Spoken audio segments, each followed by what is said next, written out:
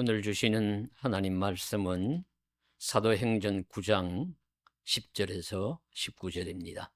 그때에 다메섹에 아나니아라 하는 제자가 있더니 주께서 환상 중에 불러 이르시되 아나니아야 하시거늘 대답하되 주여 내가 여기 있나이다 하니 주께서 이르시되 일어나 직가라 하는 거리로 가서 유다의 집에서 다소 사람 사울이라 하는 사람을 찾으라. 그가 기도하는 중이니라. 그가 아나니아라 하는 사람이 들어와서 자기에게 안수하여 다시 보게 하는 것을 보았느니라 하시거늘 아나니아가 대답하되 주여 이 사람에 대하여 내가 여러 사람에게 듣사온즉 그가 예루살렘에서 주의 성도에게 적지 않은 해를 끼쳤다 하더니 여기서도 주의 이름을 부르는 모든 사람을 결박할 권한을 대제사장들에게서 받았나이다 하거늘 주께서 이르시되 가라 이 사람은 내 이름을 이방인과 임금들과 이스라엘 자손들에게 전하기 위하여 택한 나의 그릇이라. 그가 내 이름을 위하여 얼마나 고난을 받아야 할 것을 내가 그에게 보이리라 하시니 아나니아가 떠나 그 집에 들어가서 그에게 안수하여 이르되 형제 사울아 주 곧 네가 오는 길에서 나타나셨던 예수께서 나를 보내어 너로 다시 보게 하시고 성령으로 충만하게 하신다 하니 18, 19절 함께 보십니다. 즉시 사울의 눈에서 비늘 같은 것이 벗어져 다시 보게 된지라. 일어나 세례를 받고 음식을 먹음에 강건하여 지니라. 아멘. 우리가 성경을 읽거나 우리 설교를 들을 때 성경에 나오는 기적 사건이나 또 신비하고 놀라운 이야기를 들으면은 그게 사실일까 하는 의심을 갖기도 합니다. 왜냐하면 내 이성과 경험에 맞지 않기 때문입니다. 지난주일 말씀을 나눈 민문의 40여 년 동안 일어나지도 걷지도 못하던 사람이 예수 이름으로 일어나라 하니까 벌떡 일어나서 걷기도 하고 뛰기도 했다. 이거 어떻게 믿을 수 있느냐? 이성적으로 우리 경험적으로 믿기 어렵습니다. 이런 이야기가 성경에는 많이 나옵니다. 그럼에도 성경을 진리라고 믿을 수 있느냐 하는 근본적인 의문이 들 수가 있습니다. 그래서 고대 교부 신학자의 한 사람인 터툴리안이라는 사람이 있는데 그 사람은 불합리하기 때문에 나는 믿는다 이런 말을 했어요. 불합리하기 때문에 믿는다. 이 말도 좀 우리 이해하기가 쉽지는 않지요. 그래도 하여튼 이 말은 기독교 믿음의 분야에서 유명한 말이 되었습니다. 믿음과 이성이 서로 대립하고 있느냐 아니면 믿음과 이성이 공존할 수 있느냐 하는 어려운 문제가 우리에게 있습니다. 그러니까 이 어려운 문제를 어떻게 우리가 풀어갈 수 있을까요? 명석한 이 이성과 지혜로 하나님을 잘 믿을 수 없을까요? 이것과는 과연 서로 배치되는 것일까요? 이 어려운 문제를 오늘 사울이라고 하는 바울이라고 하는 사람의 변화 사건을 통해서 나누고자 합니다. 오늘 본문의 배경은 읽으신 말씀의 바로 앞부분에 나오는 일명 다메섹 도상의 사울의 변화 사건입니다. 사울이라고 이름하는 한 유대인이 다메섹 도상에서의 한 체험을 겪게 되지요. 그는 대제사장에게서 공문을 받아가지고 다메섹에도 기독교인들, 예수를 믿는 사람들이 많다는 소문을 듣고서 그들을 체포하려고 가는 중입니다. 성경에 보시면 살기가 등등하여 갔다. 아주 마음을 굳게 먹고 이 사람들 반드시 체포해서 감옥에 가두거나 재판을 해서 매를 때리거나 고초를 주어서 다시는 예수 이름 전하지도 못하게 하고 믿지도 못하게 하리라. 그런 마음으로 가는 중입니다. 그런데 가다가 길에서 하늘에서 빛이 촥 비치더니만 자신은 푹 앞으로 쓰러진 것이죠. 거꾸로 떨어졌습니다. 그리고 소리가 들립니다. 소리는 사울아 사울아 내가 왜 나를 받게 하느냐. 깜짝 놀라서 주여 누구십니까? 나는 네가 받게 하는 예수다. 나는 네가 받게 하는 예수다. 예, 깜짝 놀랐죠. 예, 그러면서 이어지는 소리가 너는 일어나 시내로 들어가라. 네가 행할 것을 네게 이를 자가 있느니라.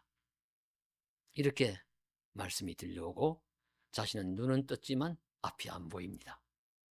그러니까 사람에게 이끌려서 그 시내로 들어가서 어떤 한 집에 들어가서 머무르게 되었습니다. 충격이 너무 심하여서 사흘 동안 보지도 못한 채 먹지도 않고 마시지도 않았다. 잠도 안 잤을 거예요. 바울이 얼마나 심한 충격을 받았을지 우리가 짐작을 할 수가 있습니다. 자신의 이성과 경험으로는 도무지 믿을 수 없는 일이 일어난 것입니다.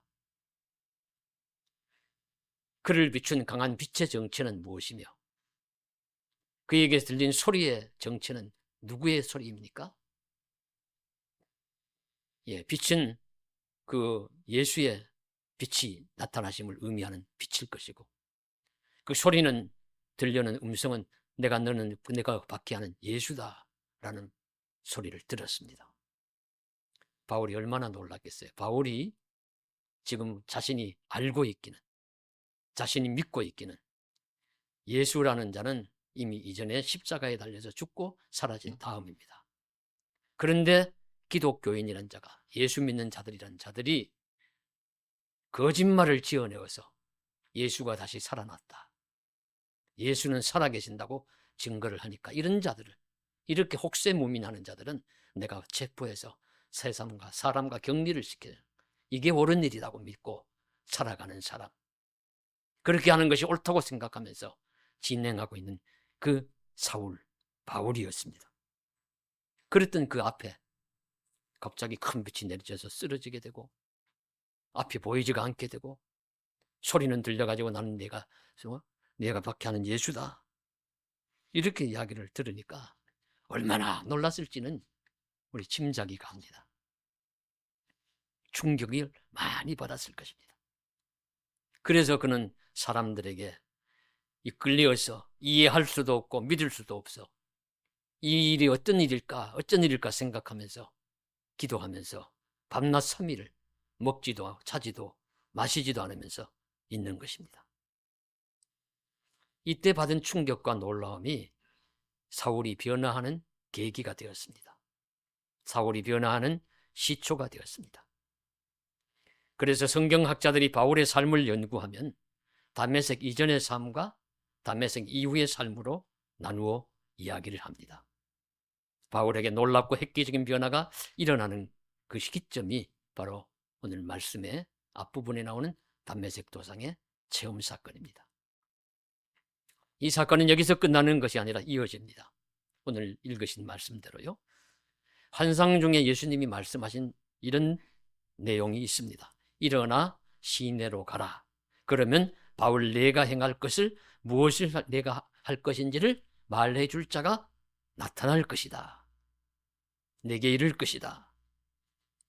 과연 그에게 무슨 일이 일어날까요? 바울은 기대를 했을 것입니다. 내게 무슨 일이 일어날까? 누가 과연 나에게 올까? 그때 주님은 이 말씀을 이루시기 위해서 다메섹에 살고 있는 아나니아란 제자를 준비하고 계셨습니다. 그에게도 임재하셔서 직가라고 하는 거리의 유다의 집에 아주 구체적으로 가르쳐주죠. 직가라고 하는 거리의 유다라는 사람의 집에 사울이라고 하는 자가 기도하고 있는 중이다.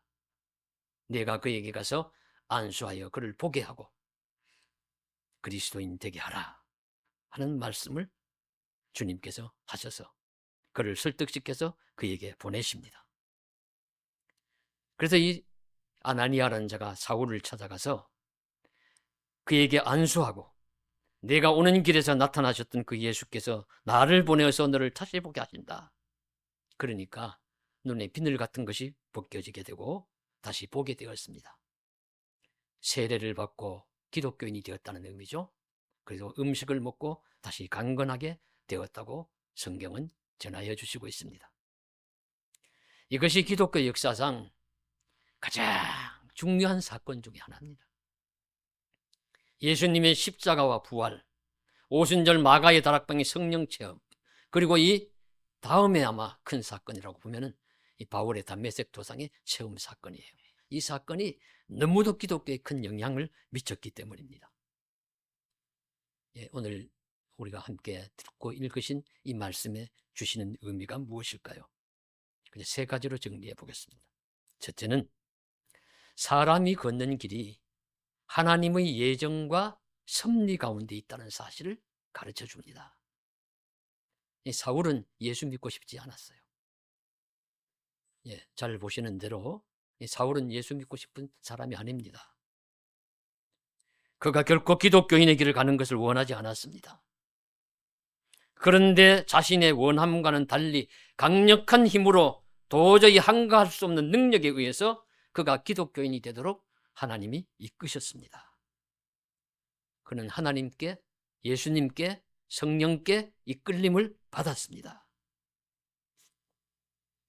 하나님이 사람의 중요한 길을 이런 놀라운 환상과 계시의 사건으로도 이끄실 수가 있습니다. 물론 다 그런 것은 아니고 어떤 분에게는 조용히 말씀 가운데서, 어떤 분에게는 작고 연약한 사건을 통해서, 어떤 사람은 누구 친구의 참 친근한 이끌림을 통해서 어떤 방법으로 하시는 것든지 그건 하나님이 하실 다양한 역사 중에 하나이지만은 분명한 것 하나 중에 하나는 하나님이 강력한 환상과 계시로도 이렇게 이끄실 수 있다는 말씀입니다. 그런데요, 대체로 너무 말 안 듣고 너무 요리조리 피해 다니고 너무 하나님 악랄하게, 사울처럼 악랄하게 핍박자가 되거나 예수 믿는 자를 박해하는 반대자가 되면 되게 큰 사건을 통해서 역사하실 수가 있습니다. 그런 자가 만일 하나님이 택하신 자라면 그를 변화시키고 이끌어 오시기 위해서 놀라운 환상이나 계시의 사건을 하나님은 일으키십니다. 그래서 그는 놀라운 크고 작은 체험 사건을 겪을 수가 있는 것이죠. 그래서 마음이 완악하신 분들은 우리 더 주의하셔야 돼요. 혹시 내게 큰 계시의 사건이 일어나지 않을까? 이런 극적인 변화를 경험한 사람 중에 우리 소설 무진기행, 우리 저자인 유명한 문학인인 김승옥 씨라는 분이 있습니다. 그가 쓴 내가 만난 하나님이라는 간증집을 저는 읽어보았습니다. 그가 예수 믿게 된 이력을 소상하게 기록해 놓았습니다. 그는 무신론자였고 그는 알코올 중독자였습니다. 그는 신이 없다고 생각하는 사람이었고 술을 너무 좋아해서 중독이 된 그런 사람이었습니다. 그런 그를 하나님이 아내와 지인들을 통해서 마음문을 두드리시고 부르셨습니다. 그래서 아내에게 이끌려 교회에 나가보기는 했지만 자신은 찬송가를 따라서 부르지도 않고 다른 사람이 기도할 때 눈도 감지 않았어요. 본인이 이야기해요. 다른 사람이 기도할 때 난 눈도 뜨고 있었다. 보면서 아이고 저 사람들 참 웃기네. 이렇게 비웃으면서. 그리고 교회란 어리석거나 교활한 자들의 사교 모임이라 이렇게 생각하면서 있었습니다. 근데 그가 1981년 어느 주일에 여의도 순복음교회 육부 예배에 참석하고 있었다고 해요. 그날 결신자가 순서에서 설교를 마친 다음에 목사님이 눈을 지그시 감은 상태에서 이렇게 말하는 것입니다. 지금 성령님께서 저에게 말씀하시는데 예수님을 구주로 영접해야 할 사람 이 자리에 두 사람이 있는데 일어서고 있지 않습니다. 이렇게 이야기를 하시더래요. 근데 갑자기 내보고 하는 소리구나. 이렇게 이제 느껴졌는데 에이 아니야. 저 목사님이야말로 이런 식으로 체면을 거는구나. 이 자리에 수많은 사람이 있는데 나와 같은 사람 2명이 아니라 20명도 있을 것이고 200명도 있을 것인데 누구든지 자기를 그렇게 생각할 거 아니야? 머리 좋네. 이렇게 하면서 거부했다고 해요. 똑똑한 척하면서. 일어서지도 않았고 예배가 끝나고 그냥 밖으로 나왔습니다. 근데 그날 밤 평소 습관대로 밤 한 12시 30분까지 책을 읽고 독서를 하다가 잠자리에 들었습니다. 그가 사는 곳은 서울 강남구청역 해청 아파트 4층에 살고 있었다고 합니다. 새벽 3, 4시경에 잠이 깼습니다. 무슨 소리가 나는 것 같아서 보니까 어둠 속에서 백옥처럼 하얀 손이 하나 자기 가슴을 향해서 탁 들어오는 거예요. 손가락이 쭉 뻗은 남자의 손이었다고 합니다. 그는 누구요? 라고 소리를 쳤어요. 그때 놀랍게도 나는 하나님이다 하는 소리가 들렸어요. 그가 깜짝 놀랐어요. 아니, 신이신 하나님이 사람의 소리로 대답을 하다니 이게 이럴 수가 있는가? 그러면서 그의 눈에 눈물이 펑펑 쏟아지면서 회개가 나오고, 하나님은 살아계시는구나. 성경은 진실이었구나. 하나님이 나에게 살아갈 용기를 주시려고 당신 모습을 보여주시는구나. 우주의 시작이고 마지막이 되시는 하나님이 날 사랑하시는데 내가 뭘 주저할 것인가? 눈에서 눈물이 퍽퍽 쏟아지면서 한참을 울었습니다. 놀람과 충격 속에서 울다가 잠이 다시 들어서 아침 9시경에 늦잠에서 일어났다고 합니다. 그래서 아침을 먹으면서, 그런데 습관을 못 버려가지고요, 또 알코올 중독자라서 또 소주를 한 병 꺼내가지고 또 먹습니다. 근데 먹는데 놀랍게도 청산가리가 이처럼 쓰겠냐? 마실 수가 없어요. 예, 바로 예수께서 그의 알코올 중독을 그 순간에 치료해 주신 것입니다. 이렇게 김승옥 씨는 주님을 믿는 길로 돌아왔고, 그 뒤로 예수 증거하고 예수 간증하면서 살았습니다. 물론 누구나 이런 극적인 과정을 통해서 예수를 믿는 것은 아닙니다. 하나님의 부르심의 길은 다양합니다. 그러나 성도 여러분, 저와 여러분은 과연 예수를 믿고 싶어서 내 발로 교회에 들어오고 내 뜻대로 성경 보고 내가 은혜를 받고 싶어서 받았고 내가 열심히 믿고 싶어서 내가 예수를 믿은 사람이 얼마나 되십니까? 그런 분이 얼마나 되실까요? 하나님이 나를 내 의지와 소원보다는 하나님이 감고 나셔서 나를 주의 전으로 인도하신 것 아닙니까? 예수 믿는 길로 인도해 주셨죠. 이런 분이 훨씬 더 많아요. 내가 이미 믿고 돌아온 다음에 깨닫고 보니까, 아, 하나님이 이미 아득하게 옛날 이전에 저 태고 쪽에 내 어머니 태중에 있을 때 나를 선택해 주셨구나, 예정해 주셨구나 하는 것을 깨닫고, 하나님 나를 불러주신 것을 감사합니다는 감사의 기도를 드리는데, 이것이 바로 회고적 예정론이라 하는 것입니다. 예정론이라 하는 것이 어떤 사람의 앞길을 당신 이렇게 될 거야, 저렇게 될 거야 이렇게 하는 것이 아니라, 믿는 자가 자신의 길을 돌아보면서, 아, 이미 나를 이전에 선택해서 예정하셔서 이 길을 오도록 인도하셨구나 하는 감사의 교리라는 말씀이죠.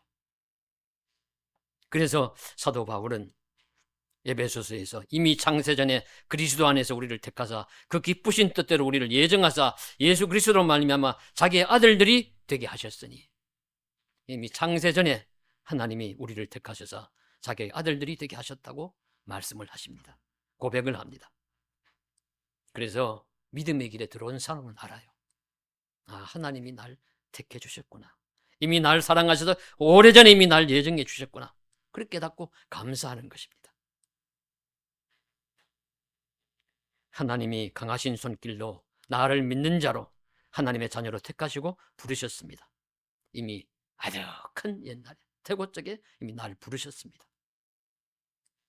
이 사실을 저와 여러분도 확실히 믿으시기를 간절히 바랍니다. 바울이 바보여서 주장하는 것 아니고요, 우리도 어리석어서 예수 믿는 것 아닙니다. 이성과 경험만으로는 다 해결할 수 없는 신비로운 길이 있음을 우리는 인정을 하고 믿음으로 하나님 하시는 일을 받아들이는 것입니다.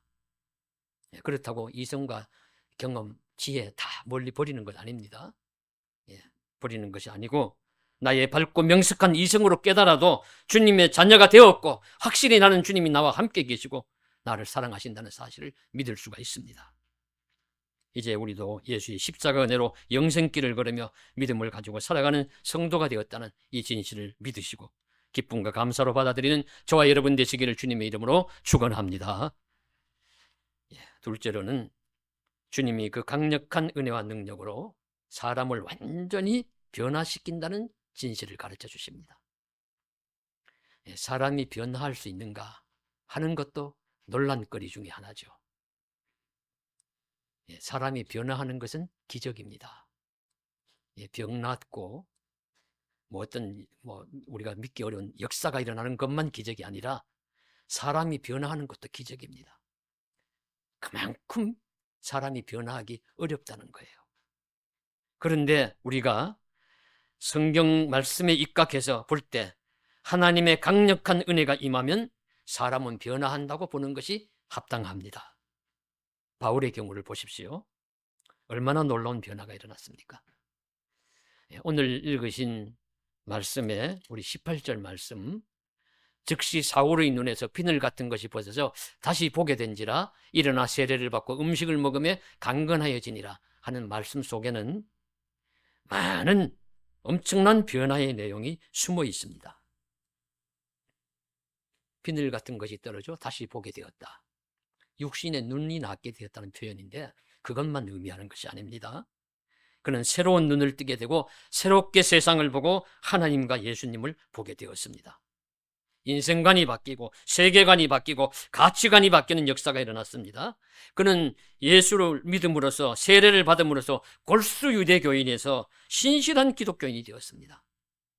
그는 예수 믿는 자들 지독하게 박해하던 골수 유대교인이었어요. 그런 자에서 반대로 신실한 기독교 신자, 오히려 목숨을 내어놓고 예수를 전하는 열렬한 전도자가 되었습니다.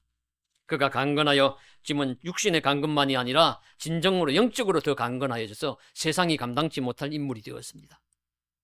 이처럼 다메섹 사건을 통해서 강력한 변화가 일어났기 때문에 바울 인생을 다메섹 이전과 다메섹 이후로 나눕니다.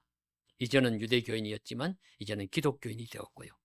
이전엔 육신적인 것을 자랑했지만 학문적인 이력 자랑하고 세상적인 공회의원이었던 것 자랑하고 가문적인 배경 자랑하고 유대인의 사두개인 중에 바리새인 중에 바리새인이요 베냐민 지파의 오똑한 자존심 높은 지파의 사람이요 하는 것 자랑하던 것이 이제 다 배설물처럼 여긴다. 빌립보서에서 그렇게 내가 이제 모든 것을 배설물로 여겨 그리스도를 얻는 것을 가장 고상하게 여긴다 고백하고 있고, 내가 이제는 그리스도와 예수의 십자가 외에는 자랑할 것이 없노라 선언합니다. 이렇게 된 것이 누가 그렇게 했습니까? 하나님이 하셨죠. 바울 자신이 한 것이 아닙니다. 하나님이 변화시키셨어요. 예수님이 그렇게 하셨고 성령이 변하게 하신 것입니다. 그래서 그것을 그는 은혜로 그렇게 되었다. 하나님의 은혜로 내가 된 사람이라고 고백을 합니다. 바울 고린도전서 55장 10절에 나의 나 된 것은 하나님의 은혜로 된 것이니 내게 주신 그의 은혜가 헛되지 아니하여 내가 모든 사도보다 더 많이 수고하였으나 내가 하는 것이 아니요 오직 나와 함께 하신 하나님의 은혜로라. 그러면 바울만 이처럼 변화할까요? 다른 사람도 변화합니다. 우리도 변화합니다. 우리도 몰라서 그렇지 예수 믿기 이전보다는 많이 변화하셨을 겁니다. 오늘 말씀에 바울은 무엇까지 변화될 것을 예고받았냐 하면은 오늘 말씀에 보시면은 15절에 가라 이 사람은 내 이름을 이방인과 임금들과 이스라엘 사람들에게 전하기 위하여 택한 나의 그릇이라.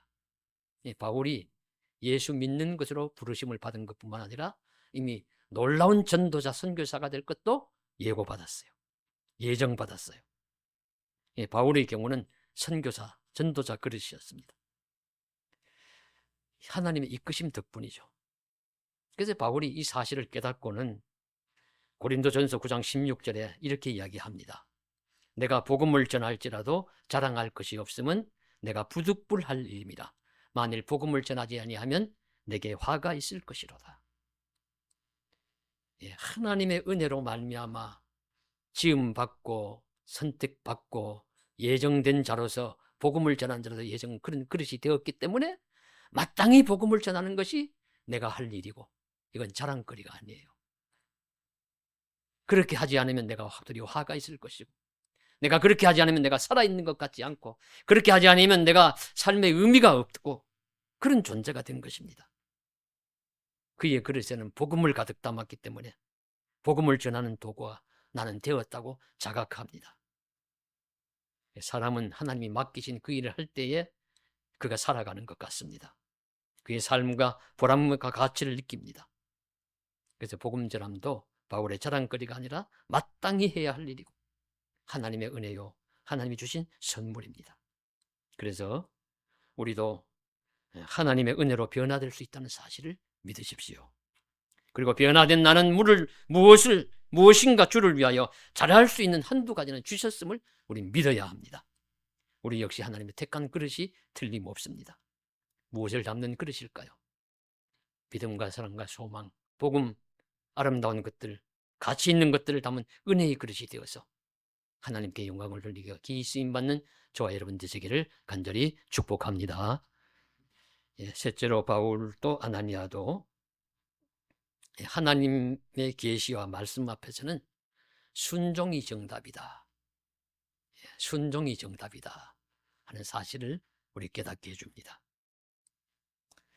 만일 이런 계시를 받고도 이런 체험을 하고도 바울이 끝까지 예수를 거부하고 예수님께 항거했다면 어떻게 될까요? 저는 두 가지 방향으로 생각해 보았습니다. 하나는 어떻게 하든지 하나님이 더 강한 계시나 더 놀라운 환상이나 더 큰 사건을 일으키시라도 하나님이 붙잡아 오셔서 끌어오셔서 그를 예수의 일꾼이 되게 하셨을 겁니다. 이것이 한 가지 방향이고요. 또 다른 하나는 이거 저의 소견입니다. 만일에 그래도 끝까지 말 안 들으면 하나님이 그를 버려두셔서 대신에 다른 사람을 택하셔서 바울처럼 인물을 만드셔서 그의 할 일을 대신하게 하셨을 것입니다. 하나님의 거룩한 역사는 누군가를 통해서 진행될 것이고, 그러나 바울은 이 성경 역사에 그 이름이 없어졌을 것입니다. 평범한 자기만 알다가 세상을 살다가 간 어떤 한 사람이 되고 말았겠죠. 어떤 사람에게 어떻게 적용될지는 저는 모릅니다. 그러나 저는 이 두 가지가 다 하나님 뜻에서 일어날 수 있다고 봐요.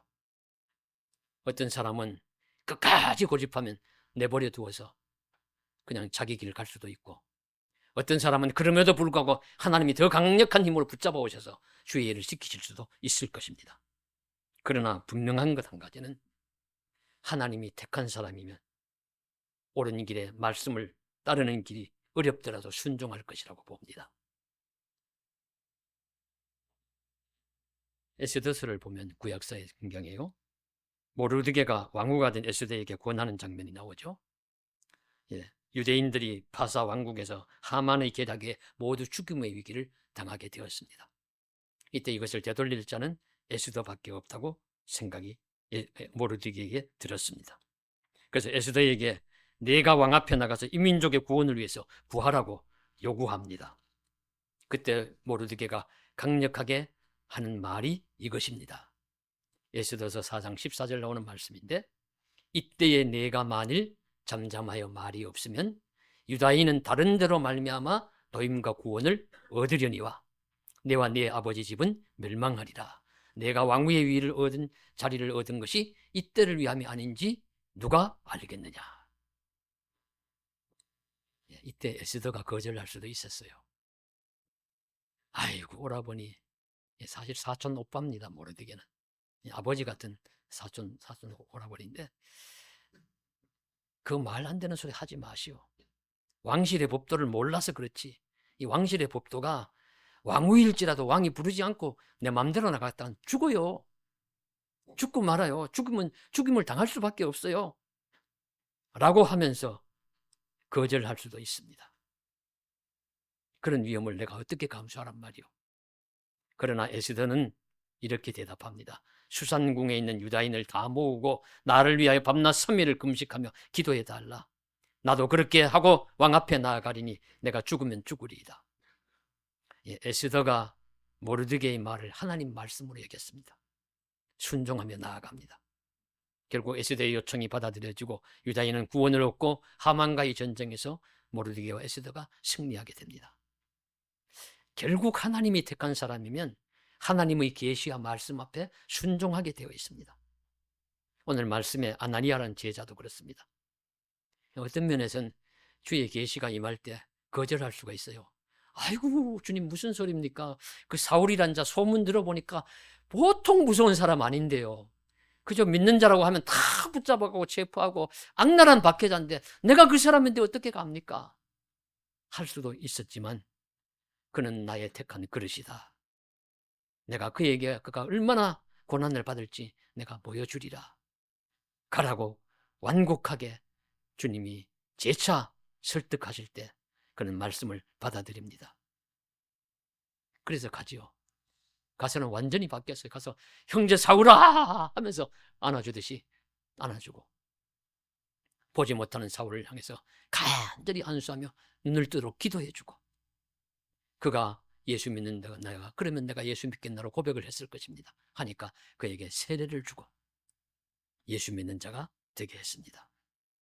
그래서 위대한 복음 전도자, 성경 기록자, 가장 손꼽히는 예수의 사람 사도 바울이 탄생하게 되는 것입니다.